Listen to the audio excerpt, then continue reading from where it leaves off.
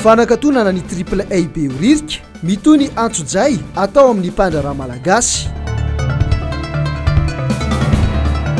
Fanesorana ny MBS ety Anosipatrana tsy fotoanan'ny filana sotasota amin'ny haino amanjery zao hoy ny filohan'ny OGM. Findramam-bola amin'ny banky tsy araka ny nambaran'ny filoha ny zava-misy. Tompo klasy tompo vavy dia amin'ny kafaliana indray no iarabananao tokantrano tonga soa atao anatin'izao fotoana ny fampalalam-baovao ny MBS amin'ny takariva ny Alarobia 7 Aogositra 2024 ity. Torak'izany ihany koa no anasananao ampitiavana ampanajana anaraka ty fotoana ny fampalalam-baovao ity. Avy hatrany dia nitatitra mahakasika ny coronavirus atao anatin'ny 420 ora avy eny amin'ny fobem-pibaikona indray no anomboantsika ny fotoana iaraka amin'ny Ravirazafy Mahenina eo amin'ny sariny Mathieu Princy. Araka ny fanambarany profesora Volontina Antandroany 12 isa antranga vaovao vao marina atao riny fitelinana tao raha tsinjaraina teto Analamanga ny 12 aloatra mangoro ny 10 ray tany Atsimandrefana 5 tamy Sofia ray tany Atsinanana 3 tany Boeny 2 tany Orombe 9 tany Vatafafito Finany Savana hitana tranga 3 Otomatsiatrana hitana 7 ary Dianana hitana tranga 5 mitotaly 470 sy 400 Israel araka izany ireo vao marina fantondra Tsimikaretina nanomboka ny 7 martsa teo hatramin'ny androany. Araka ny tatra androany ihany mitotaly 450 isa ireo sitrana vaovao ka raiky amin'ny 27 sy 2 Israel isa izany ireo fitambarany sitrana rehetra 27 kosa mbola manaraka fitsaboana amin'izao 7 ny trangana fahasarotana ary nijanona 13 ireo notomandry 27 sy 3 alina ny fitambarany fitiliana PCR vita nanomboka ny 7 martsa hatramin'ny omaly talata 7 aogositra 2024 raha 20 sy 704 ny fitiliana Jeune Expert vita omaly talata 7 aogositra 2024. Vaovao vao mafana vao milatsaka zao takariva izao nakatony fanjakana ny orinasa triple A orinasa zay ana malagasy ary mamelona malagasy maro raha ny fantatra dia resaka politika no tena antony ty fanakatonana ity fanady adiny Jessica Miray sary ny tokra maro lasy manora andre malala. Taoriany MBS Anosipatrana dia any amin'ireo tranombarotra triple A indray no lasibatry ny antsojay. Io arivo io dia voadidina mpitandro ny filaminana ny triple A be oririka. Samy gaga avokoa ny rehetra. Tena nivony tambazotra tserasera no nahita fa nisy fanapahan-kevitra no siniaviny tale jeneraly ny etra. Antony telo na baribary teo amin'ny varavaran'ny orinasa efa voarindrina. Ny tsy makro be oririka akory ny selen'ny DGI, ny impôt, fa ny triple A be oririka. Aloha zany azava aloha fa tsy makro no miresaka aminareo eto fa triple A. Zay Donc efa teto zany nisy fotoana taty ny direction générale des entreprises. Le inspecteur tonga tao aminay dia nanazava zareo ny antondihany hoe izahay dia tonga eto tsy contrôle fiscal akory fa anao contrôle de régularité. Zay moa zany vao naheno tamin'ny sofinay zany satria henonay hoe Premier ministre anteny talohan'ny fotoana nisian'ny quinzaine na état d'urgence sanitaire hoe tsy anentsika tsy anao tsindry mavesatra ny entreprise sy ny société malagasy amin'ny resaka hetra amin'ny resaka fiscal kanefa moa ny zava-misy zany zao no ny antony anankitelo no antony izay nametrahana io selage io raha hitanareo io dia voalaza hoe défaut de déclaration d'existence ny anankiray défaut de disposition d'une carte fiscale à jour et non respect des obligations fiscales. Mariako etona faratonga teto reo service ny grande entreprise dia ny resaka tsara ny ampitson'iny ihany dia naterina tany amin'izareo ny ampahany taratasy zay nilainy tonga ny lantsinainy raha tadiditsika tsara fa niteny ny impôt hoe le 15 août ny farany fandoavana ny IR impôt sur le revenu amin'izao 2020 zao izahay ny latsinainy le 16 nanao ny virement 2019. Dikan'izany momba ny carte fiscale zany raha efa misy manana carte fiscale jour en 2020 dia asehoy efa navita ve fa izahay dia efa nandoa ny impôt ny IR 2019 natao virement tamin'ny alatsinainy ary dia rapitsonareo ngambany ho azonareo zay note de débit ny compte ny triple A zay ny taolohan'izay zany de fa nanloa ny era foana zay ny TVA zany natao ara-dalàna isam-bolana zany ary omena anareo zany pièce zany asivy mba mitsangana hoe ny orinasa zay ataontsika hoe mampiasa olona marobe ohatrotony ny star mahazo azy efa mampalahelo io de anaraka ny star koa ve zahay zay le izy satria idina 15 jours zany ny orinasa ny mpiasa efa sahirana am'izao fotoana zao mety tsy marary ny afo zany fa marary ny économie zany ve no atao any andafy rehetrarehetra any anie vatsina vola ny orinasa ao anatina relance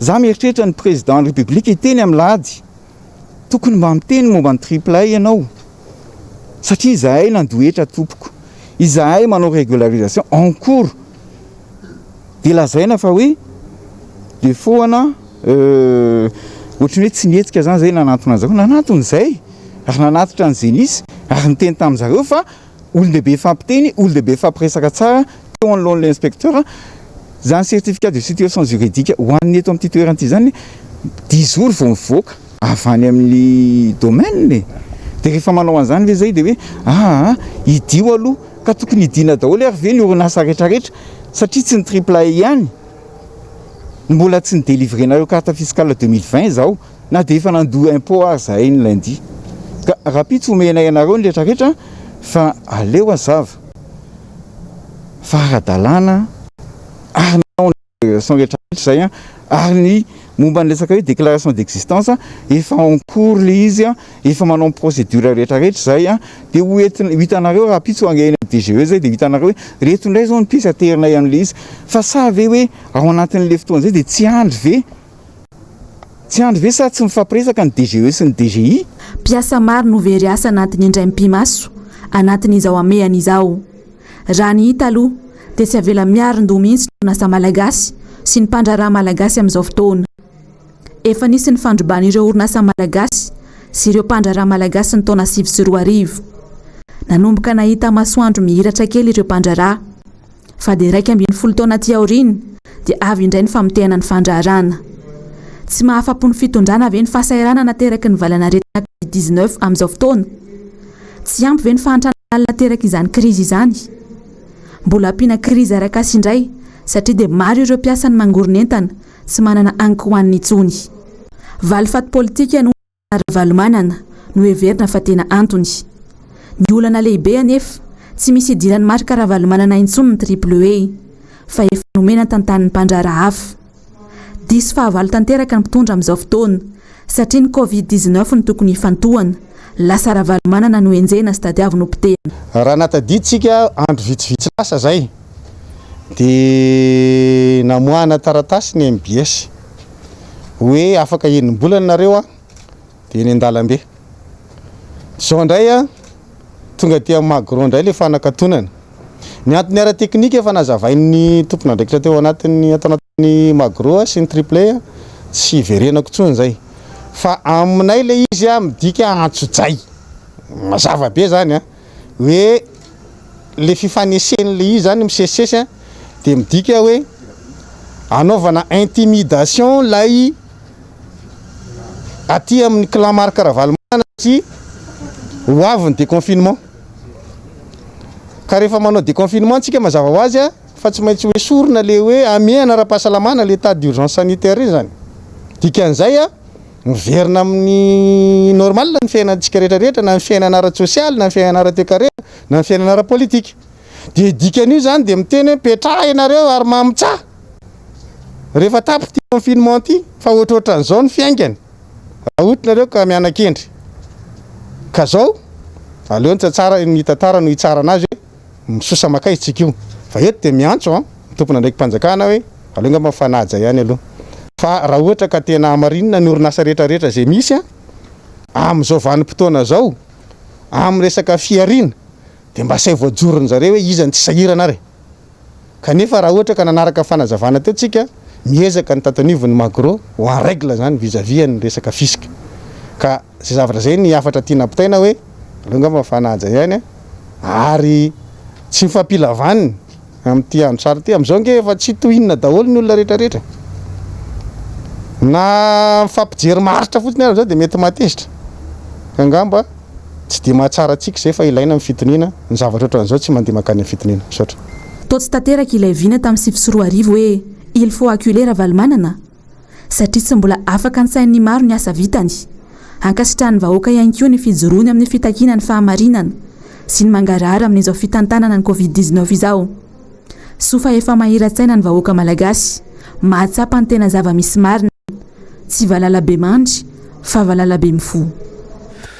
Mba akasika kosa indray ny rara MBS sy ny be ny tanàna ny commune Antananarivo renivohitra dia nany ny heviny androany ny teo anivon'ny olafitry ny mpanao gazety eto Madagasikara tamin'ny alalan'ny tafa izay nataony tamin'ny mpanao gazety Germaine Menjanary sy Manora Andriamalala no nanao ny angom-baovao. Rampitso no fantatra fa andalo eo anivon'ny fitsarana ny raharaha mahakasika ny orinasa an-tserasera MBS sy ny fanapahan-kevitry ny be ny tanàna Antananarivo renivohitra.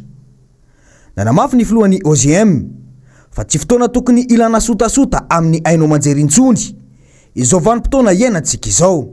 Zavatra tena anisan'ny ankasitrahako ny firoborobo ny orinasa fanaovana gazety amin'izao fotoana izao na dia somary sahirana aza. Ny dikan'izany amiko ny filanan-kisa hoe akatony io afindrao sao dia tsy izao ny fotoana tokony hanaovana an'izany. Sao dia tokony mandinika ihany sy tokony mandray lesona satria raha vitan'ireny MSTV marery ny raha dia tsisy aina manjery mandeha ilaina tsony fa maninona io no anaovana izay tsy za misarika ny saina amin'izany. Marina fa mety ho ady araky ny lalàna sy ny sisa hatra mitranga fa ny firenena manana mpanao gazety sy asa fanaovana gazety malalaka sy moroborobo dia anisan'ny taratry ny demokrasia ary fanohitry ny fampandrosoam-pirenena. Ka raha ohatra ka handeha amin'izay lalana izay amin'ny alalan'ireo viana sy fampanantenana samihafa aza milady amintsika. Efa miresaka an'izay olafitry ny mpanao gazety izay hatrany isika dia nisy androany ny fizarana fitaovana fiarovana amin'ny Covid-19 ho an'ny mpanao gazety eran'ny Madagasikara ary avy amin'ny olafitry ny mpanao gazety izay novatsiny ny firenena mikambana sy ny UNESCO. Nitety ireo ainao manjery rehetra teto Antananarivo ny olafitry ny mpanao gazety nanao izany fizarana izany efa nanomboka omaly elana mety ho fitangoronana efa manomboka omaly ny fizarana ka androany dia nisitraka izany ny teto amin'ny vondrona MBS Artava gel désinfectant no natolotra tamin'ny fomba ofisialy mitondra ny fanazavana mikasika an'izay moa ny sekretera jeneraly ny olafitry ny mpanao gazety. Projet ny raha ny OGM sy ny UNESCO dia niainga tamin'ilay fotoana hoe analamanga atsinanana aloatra mangoro dia vakina karatra teo eo no nisy an'ilay coronavirus. Fa ny faritra hafa nanirana amin'ny Madagasikara tsy nisy dia teo izay no tao anaty fivoriana ny comité de pilotage n'ilay projet Goudmada dia hoe satria tsy maintsy mijanona daholo ny projet dia misy ampahambola amin'ilay projet tokony alefa ady atao amin'ny coronavirus dia ny anjara an'ny OGM zany dia hoe andao ary tompoko atao fanampiana amin'ny fiarovana ilay izy tany amin'ny volana marsa io zavatra io. Natao daholo ny fangatahana rehetrarehetra zao ilay izy vao tonga dia izay vao zaraina. Ny any amin'ny faritra isy apahany mety ny filoha miaraka amin'ny mpanolontsaina na ny filoha lefitra anankiray midina any amin'ireny faritra ireny mety ho tratra amin'ity herinandro ity izao vakina karatra dia mety amin'ny herinandro manaraka ny any Antsinanana. Fa tsy mety mijanona ihany koa ary tsy mety miravina ny disadisa eo amin'ny ministeran'ny serasera sy ny olafitry ny mpanao gazety. Resaka fanampiana ataon'ny olafitra indray izao no voalaza fa tsy mampifanaraka raha ny fanadihadiana natao androany. Ny andinindininy izay vaovao izay eo amin'ny sariny Andry Rakoto Malala. Isan'ireo mitaraina ny mpanao gazety amin'ny resaka fiarovana azy ireo mandritra izao ady amin'ny coronavirus izao.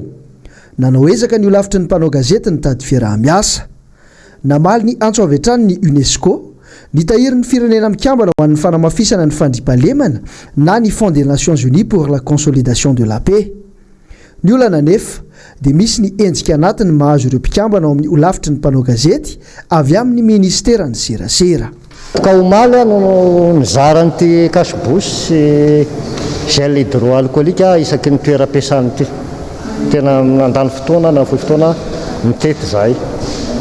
Fa ao anatin'izao fizarana ataonay izao dia misy indray ny mpananganady aminay ao amin'ny lavitry ny mpanao gazety tsy mananganady amintsika mpanao gazety mihitsy zany satria ve zay tsy moeraoera io mba takatray raha-pin'ny UNESCO zay miary io tetikasa efa nisoratany efa ela io fa misy miteny amin'izao fotoan'izao hoe maninona hono ny ordre des journalistes indray no omenan'io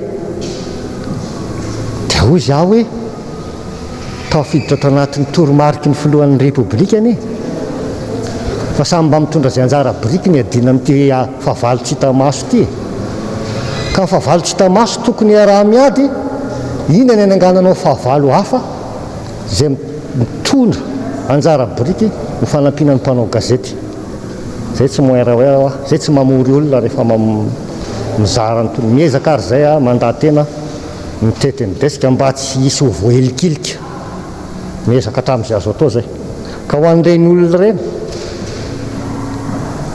raha ohatra ka hitondra fanampiana ho an'ny mpanao gazety nareo raisina entanandroa ny ara sosialy zao no tena manerana mpanao gazety satria réquisitionné mpanao gazety a voasikajo isan'ny marefo nefa mbola tereniny sasany ilatra any amin'ny fokotany koa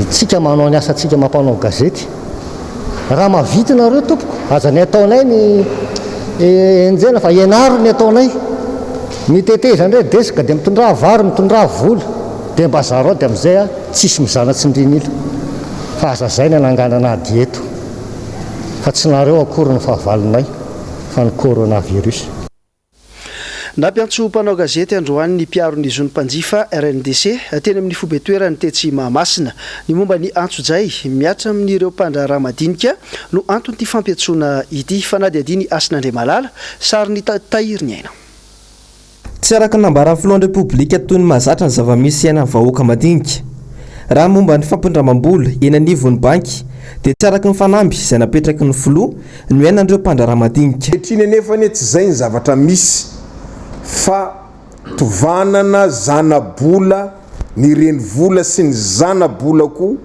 ho an'ireo mpandraraha madinika samby bola tamin'ny banky sy microfinance ka amerenanay ny antso amin'ny andriamatoa filohan'ny republika mba andefa ny décret d'application niny fanambarana satria raha vao miteny filohan'ny republika dia midika zany fa décret ka tokony ho alefa ny tompona ndraiky isanambaratonga any amin'ny banky sy microfinance zay décret fampiarana zavatra tenen'ny filohan'ny republika zay satria tsy mifanaraka amin'izay a zavatra mianjady amin'ireo mpandraraha madinika nakavola tany amin'ny banky sy microfinance tsy eto Antananarivo irery ihany fa manerana any Madagasikara sy ny maro no voangony ity vondrona miaro ny zony mpanjifa ity izay maneho fa mijanona akamaroan'ny mpandraraha madinika malagasy amin'izao zava-misy eto amin'ny firenena izao. Nampiantso mpanao gazety ihany koa androany ny vondrona sindikaly maromaro izay mivondrona miray feo manoloana ny fampindramam-bola ao amin'ny KNAPS izay anisany miteraka resabe amin'izao fotoana izao. Asinandriamalala, Andrakotomalala ary Tokra Marolahy. Ny vondrona indray androany sindika maro mivondrona amin'ny confédération ny mpiasa eto Madagasikara na ny CTM naneo ny alahelony momba ny hevitra naroson'ny fanjakana amin'ny amahana ny olana izay manjady amin'ny mpiasa madinika amin'izao krizy izao izy ireo. Fa ny ambadika izay ilay mpiasa no mivesatra ny tsy fahazahoana n'le fanampiana entre guillemets le mivadika trosa zany satria izao le izy tsy ny mpampiasa no mamerana ny vola fa le karama ny mpiasa no amerenana an'le vola nefa izy ery ampidirina tonga dia efa voabarazy zany hoe mpampiasa manao zavatra tsy dia mazava ny fanjakana moa io manao boka manao fasana io dia miheraoeraka ny télévision fa manao fanampiana ny mpiasa zay zany anankiray zay ny tena zava-dehibe hoe tsy mahava olana io raha izay ary tsy tena vaolana koa moa ny tediavina zany zao fa fampitoniana ny fanaintaina ny mpiasa mikisaka amina foto-kevitra anankiray ako hoe fanahoana no KNAPS no lasa mpampindram-bola misy satany KNAPS zany ve averiko tsara i KNAPS amin'ny mpampindram-bola fa maheno voambola lafo nareo any ambadika ihany fa tsy zany i KNAPS amin'ny mampindram-bola fa tsy ho lafo fa izao tokony ho dinihana amin'izay zany hoe fa maninona ny lasa i KNAPS amin'ny mpampindram-bola tokona ihany no heverina fa manany olana mianjady amin'ny mpiasa hoy ity confédération ity dia ny fifampiresahana eo amin'ny mpiasa ny tompon'ny orinasa ary ny fanjakana. Mahakasika ny raha politika eto Madagasikara dia mpano politika iray no nitondra ny heviny androany momba ny fitantanana ny raharam-pirenena ankehitriny. Anisany nitsindrinina nandritra izany fotoana izany ny momba ny krizy sy ny amehana ara-pahasalamana. Germaine Menjanahary sy Manora Andriamalala. Ny alahady ho avy izao no ifarana indray ny 12 andro izay iboan'ny vahoaka malagasy. Ny tsapa dia samy miandry ny fanapahan-kevitra izay ho avoaka ny fanjakana ny vahoaka malagasy izay hita fa hiara-ny fahasahiranana tanteraka vokatra izany. Ny aretina mbola tsy voafehy tanteraka ny vahoaka nono. 4% ny vahoaka malagasy no miasa fanjakana, zay zany le mahazo vola isam-bolana. Dia 4% ny miasa tena. Raha atao hoe nisy nanana nandritra an'izay atao hoe confinement zay no resahako, raha nisy nanana ataoko hoe 50 millions de francs, zany hoe nanana 50 millions FMG ny olona iray ka tsisy miditra mino afefa lany rehefa tsy ampitsony zany 50 millions de francs zay amin'izao tsika miteny zao. Jerevana par secteur hoe inona sy inona no tokony déconfiné satria maro no zavatra tokony déconfiné eto fa tsy hoe resaka olona mihiboka ihany zay dia mazava ny fitadiavana asa ny olona manky asa maro ny orinasa mikatona ary maro koa zany ny olona sommaire amin'izao tsika miteny zao hoe maro ny olona tsy anasa zany hoe midika zany zay fa tokony jerevana kaiky daholo rehetrarehetra rehefa tsy hoe secteur ray ihany dia ny sources humaines ihany no jerevantsika eto. Enim-bolana no nilazan'ny filoham-pirenena fa amaritana ny asan'ny ministra iray ka anesorana azy amin'ny asany raha toka tsy mahavita ny andraikiny. Tokony hatsapa-tena ny mpitondra amin'izao fitantanana tsy mety eto amin'ny firenena izao. Hita le tsy fambiazana amin'ny fitantanana amin'ny firenena satria ny antony dia izao hoe misy fifamalina eny amin'ny vata fahita lavitra entre ministériel zany hoe amina manokana zany fijeriko an'izany dia tsy tokony hitrango ao anatina fitantanana firenena haseho vahoaka hoe misy tsy fambiazana ohatran'izany dia izay zany no hitenenako hoe izay olona rehetrarehetra dia tokony hiala izay tsy nanao ny asany ary izay mitondra fanohitohinana amin'ny asa tsy mitondra tombontsoa ho an'ny vahoaka malagasy dia aleo izy hiala. Mikasika ny fampianarana kosa indray dia ny fampitoana teny amin'ny ministeran'ny fampianarana androany ny fikambanan'ny mpampianatra sy ny talentsekuly tsy miankina eto Madagasikara tonga nanao ny angom-baovao teny an-toerana Moinjavandriamaefa sy Tahiriny Aina. Aza-potehana ny zaza malagasy miolanja ny fanabeazana aza vonona ny sekoly tsy miankina trosakinapy sa tsy ekena santionany tamin'ireo sora-bavety nentin'ireto mpampianatra sy talentsekuly amina sekoly tsy miankina tena nosy izany androany. Mahatsiaro ho tsy misy pia izy ireo nandritra izay fotoana nisian'ny fihiboana izay. Maro amin'izy ireo no efa bokatrosa amin'ny fandoavana nofatrano ohatra. Hatramin'izay anefa tsy mbola nisy ny fijerevan'ny fanjakana sy ny sosialin'izy ireo. Ny akamaroan'ny sekoly tsy miankina dia tsy affilié ao amin'ny CNAPS aloha indrindra ireo chargé de cours any anatina école maro samy hafany. Dia ny tiana indrindra dia ho an'ireo izay nandrotsaka ny latsakempoka tany amin'ny CNAPS mba ho averina ilay latsakempoka fa tsy mindramina averina amin'ilay tompony ny volany dia tsy ho averina intsony aloha. Maninona indray moa ireo fanjakandreo raha mampisamboreo amin'ny CNAPS dia andoavana amin'ny vacation anay. Nenenge vacation anay raha ngady vacation zany dia karamanay tamin'ny 2017, 2018, 2019 mbola tsy voaray. Dia izay mba takinay izay zany rehefa tsy ame vaditsinjo ianao hoe tosika afameny ame volanay Tao arian'io hetsika io dia nisy ny fiaonana teo amin'izy ireo sy ny tompona andraikitra avy eo anivon'ny ministera. Nisongadina tamin'izany fa isy ny vahaolana petraka mba hitsinjovana reto mpampianatra sy talentsekuly tsy miankina ireto. Tsy hoe mampanantena fotsiny fa tena anome ny anomezana azy dia izao efa nisy ny fandaminana iny anivon'ireny fokotany ireny ministera nisy androtsaka tena no recensement dia hojerena rehefa avy eo ihany hijery hiaraka amin'ireo tompona andraikitra hoe hijery ahoana no ahafahana manome vatitsinjo ho an'ireto mpampianatra reto kanefa kosa hojerena hoe tsy ho tonga hoe ahazo indroa izy midika zany fa hojerentsika miaraka amin'ireo tompona andraikitra ny carnet pokotany sy ny karazany dia hojerena koa ny listra avy aty aminay izay ampitahina dia ireo izay tena mba tsy nahazo no ahazo ary tsy isy kosa ny sitraka indroa. Manoloana ny fatapahan-drano matetika tamina faritra maro teto an-drenivohitra tato ato dia nitondra fanazavana androany ny tompona andraikitra iray teo anivon'ny Jirama taleny amin'ny taridiny Njavandriamaefa sy Tahiriny Aina. Ny alatsanainy teo no niroso tamin'ny fanamboarana sy famindrana fantsona lehibe teny amin'ny toerana ity ny Jirama. raha toa ka efa nandeha avokoa ny rano isa-tokantrano tena amin'ny manodidina. Omaly alina dia nahitana favakisana fantsona vaovao indray teny an-toerana. Voaterina ato indray araka izany ny famatsin-drano ho an'ireo toerana manaraka ireto: Ankerana, Akadindramamy, Soamanandrariny, Ambatobe, Mandrosoa, Masinandrina, Analamahintsy Cité, Analamahintsy Tanàna, Andranombevava, Andrononobe, Andafy Avaratra, Ambohitra Rahaba, Antanandrano, Manjaka, Ambohipanja, Akadikely Lafy, Antsapandrano, Andranovelona, Ambohitraina, Ambody Voanjo, Androhibe Ivandry, Mahatony, Alarobia, Ambohinyloha, Soavimasoandro, Amorona ary Ambaravarakazo. Koa noho izany ny jirama sady nanamboatra ny simba amin'izao tsika amin'ny teny izao dia miasa tsy haiko-janona ny teknisianina manarina an'io fahavoazana io ary nitondra ihany koa fanalefahana ilay tsy fahazahoana rano dia niezaka ny jirama tamin'ny alalana camion citerne, tamin'ny alalana citerne plastika izay afaka napetraka tamin'ny toerana vitsivitsy zany dia niroso amin'ny fizarana rano. Tsy nanome fotoana mazava ho an'ny fiverenan'ny rano eny amin'ireo faritra maro ka mampimemenina ireo mponina ny jirama. Tontosandroany ny famorin'ny atité ireo mpitatitra ao amin'ny zotra nasionaly sy regionaly teny Ambodivona teny. Ny antony dia ho fiomanana amin'ny mety ivoahana ao anatin'izao fiboana izao. Fanadihadiana eo amin'ny sariny Andra Kotomalala. Anome tondrozotra ny amin'ny mety iverenana iasa rehefa misokatra ny lalana. Io no tanjon'ny fampivoriana ireo mpitatitra amin'ny zotra nasionaly sy regionaly androany. Tsy hitovy amin'ny fomba fiasa teo aloha intsony ny iainan'ireo mpitatitra aorian'ny ny fiboana.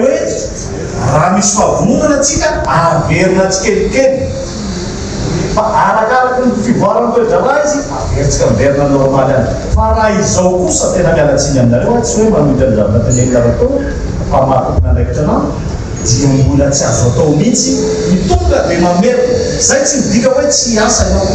Miasa ny aksa ray androany, mandeha ny aksa hafa rapitso ka raha ataontsika hoe aksa roa na telo isan'andro arakaraka le garantiera mandeha ohatra fotsiny hoe ny arainy 44 teo. Mahatsiaravantsika dia tonga dia vilavatedra anankiroa no ataontsika raya amin'tia plasy nieritrerititsika tia dia ny hoe ny ambin'io zany zaray ny olona ao anatiny dia ray miverina amin'le plasy taloha ihany dia fray tsy miova zany mba tsy alavantsika raha ohatra ka tsy rahan'izay dia mipresidany. Teboka maro no narosiny ATT nandritry ny fampidiniana toy ny fanaovana voyage alterné sy ny fandoavana ny toerana tsy feno fa isan'ny nanaitra ary tsy neken'ireo mpitatitra ny resaka voyage alterné. Eo amin'Maki, Tsanjo Maki, dia misy fiara mandeha isan'andro. Taiza hoaiza amin'ny fanjakana mijery amin'ireo makina fa miasa ny gendarmerie misy ihany miasa fa misy koa ny miandalana tena gavoraraka ary misy ny miaraka tamin'reto Nalamanga tonga ny destination alehana amin'ny sakan-dalana Leopapana misy koa amin'ny faritra miditra eto. Tsy mahatoky intsony izahay mpitatitra hoe ouvre-feu izany zavatra izany raha ohatra ka ho voyage alterné ity zavatra ity. Tena tsy mahatoky izahay ary ifavoriser ny clandestin, ifavoriser ny palobisme ilay izy. Tsy mety aminay io mbola mafy ny zavatra miandry anay ao aminao. Fiaritra mpitatra zany fa misy olona tonga foana miany eto faritra Nalamanga ary miditra eto faritra Nalamanga. Konoho izany ny tombo-piantsoana fahasankarana zany dia tena amin'ny service minimum ho an'ny mpanjifa ka tsy mety aminay ny elanelan'andro fa nanatrika ity fivoriana ity ihany koa ny solotenan'ny mpanjifa isan'ireo izaka ny vokatra izao fanapahan-kevitra izao izy ireo. Ny antony dia izy ireo no heverina fa ameny sara ny toerana banga amin'ireo mpitatitra. Monsieur DG teny anao teo hoe tsy akatra zany zava-dehibe zay ary mahafinaritra ho anay zay fa nefa misy kosa ohatr'izy nareo hoe jerena ilay différence amin'ilay seza arakaraka nilay tokompilina miasa eo fangatahanay mpanjifa zany tompoko jejotra hoe mitsina le resaka ianareo fanjakana manambola amin'izao dia tsotra e mba ataovy le différence nisy mba ianareo fanjakana no mantohan'ilay seza fa tsy izay mpanjifa sao tatolo. Mbola hoentiny eny anivon'ny ministera ny fitaterana sy ny CCO ny tatitra ity fivoriana ity. ivadika lafim-baovao hafa tanteraka isika manoloana nanolotra fitaovana entina miady amin'ny fiparitahan'ny avalon'entana Covid-19 sy ny resaka tsy fandriam-pahalemana misy eto amintsika teny amin'ny anteny mera-pirenena sy ho an'ny ministeran'ny fiarovana ny filaminam-bahoaka ary ny sekretera-panjakana miadidin'ny gendarmerie pirenena ny avy ao amin'ny PNUD mitatitra ny andinindin'izay vaovao zay Ravirazafy Mahenina sy Mathieu Princy. Fitaovana informatika no natolotry ny PNUD entina hametrahana fandriam-pahalemana ho fanajana ny zon'olombelona ary indrindra ho fanatsarana ny fahatokisan'ny vahoaka ny mpitandro ny filaminana. $250 ny tetibidi ny fanampiana, fanomezana izay entina namafisana ny asa efa misy. Fandroana izao no nahazo fanampiana ireo vondrikery miandraikitra ny fandriam-pahalemana ireo dia ny ministeran'ny fiarovana ny filaminam-bahoaka ary ny sekretera-panjakana miadidin'ny gendarmerie. Nahazo ihany koa ny anivony anteny mera-pirenena. Ao anatin'ny fanovana lalàna amin'ny feno fiarovana, angadahany sehatra iraisam-pirenena ny fananana viany ho fanatsarana ny tontolo fandriam-pahalemana, fanamafisana ny fahaiza-manao ireo mpitandro filaminana ary ny fanatsarana ny fifandraisan'izy ireo amin'ny vahoaka. Tsy nanisy resaka momba ilay fitaovana ho an'ny CCO na abe resaka amin'izao moa ny PNUD nandritra ity fanolorana fanomezana ity. Ho any matsihatra ambonitsika ao anatin'ity vaovao manaraka ity ao tampon-tanànan'ny Fianarantsoa ao. Manany ponina ao Asalava fa ho lasan'ny mpanambola ny tanin'izy ireo ary voatery ho arodana ny tranon'ireo voakasika amin'izany. Mitondra ny andinindin'izay vaovao zay moa Vaovao Mbs Fianarantsoa. Raiky nay savorovory teto amin'ny tanànan'ny Fianarantsoa maly. Fokontany iray antsoina hoe Sahalava no nahitana sora-baventy sy nahenoana antsoantso maro isan-karazany omaly. Misy mikasa ny aka sy androdana ny toeram-ponenan'izy ireo. Tazana teny toerana iantsoa ny tompona raikitra avy ao amin'ny commune miaraka amin'ireo fiarabe izay nikasany ianao an'izany fandrotanana izany. Tsy ela moa dia vorolanina ny vahoaka ary ny fanometanana mba ho fiarovana an'izany tanàna izany. Olona akaiky ny fitondrana ny voatonona ho ambadika izao raharaha zao izay tompo-tany mifanila amin'reto mponina reto efa ny taonany maro. Raha tsy ahivana moa dia efa nitrangy ty olana ity tamin'ny taona 2004. Nentina teo amin'ny fitsarana ny raharaha ary samy mipetraka amin'ny toerana misy azy ny tsirairay tamin'izay. Ankehitriny miveriny indray ny tantara. Mihamafy kokoa ary satria misy ireo tsindro maro isan-karazany manginy fotsiny ny teny mahery sy ny teny anavinaviny ataon'ny tompona raikitry ny tanàna izay tena tanteraka an'izany fandrotanana izany. Ity 2020 dia napetsony indray zahay hoe miala tamin'ny toerana io sisy fa ilay ny toerana. Dia tsy nanaiky zahay fa hoe efa nisy eny didina boaka amin'ny fitsarana ka inona ny mbola hitadiavana an'izany toerana zany aminay. Dia araky ny teny nataony teo sisy tamin'izany fotoana izany dia mbola tsy kompeta azy ny fitsarana fa amin'izao efa kompeta ny fitsarana fa nazy ny tanàna izy ny madity. Dia izay no anaovanay atin'izay fanalan'ny tanànay izany toko miatiny mahatonga zao fitarainana sy fitangoronana zao.